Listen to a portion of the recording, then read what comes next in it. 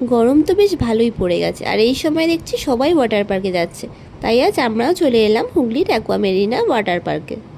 Hooghly station থেকে মাত্র কিছুক্ষণের দূরত্বে এই ওয়াটার পার্ক। স্টেশন থেকে টোটো পাওয়া যায়, তাই আসতে কোনো সমস্যা হওয়ার কথা নয়।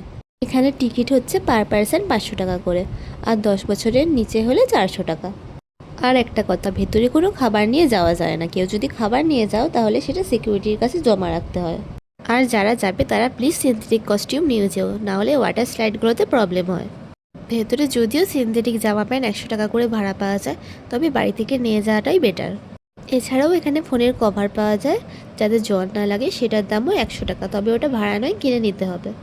ভেতরে চেঞ্জিং রুম আছে, চেঞ্জ করে চলে এলাম সুইমিং পুলে কিছুক্ষণ মজা করে চলে এলাম এই ঝর্ণাটাতে। এই ঝর্ণাটা আমার বেশ পছন্দ হয়েছে, যদিও এখন জল সেভাবে পড়ছে না। তার উপর আমাদের উপরই পাওনা হলো এই মেঘলা ওয়েদার। রোদ থাকলে হয়তো একটু কষ্ট হতো, তবে এই ওয়েদারে বেশ মজা হচ্ছে। এরপর আরও অনেক স্লাইডস ছিল, যেগুলোতে আমরা অনেক মজা করেছি, তবে সেগুলো সব আসছে পার্ট 2-তে। তোমরা দেখতে থাকো।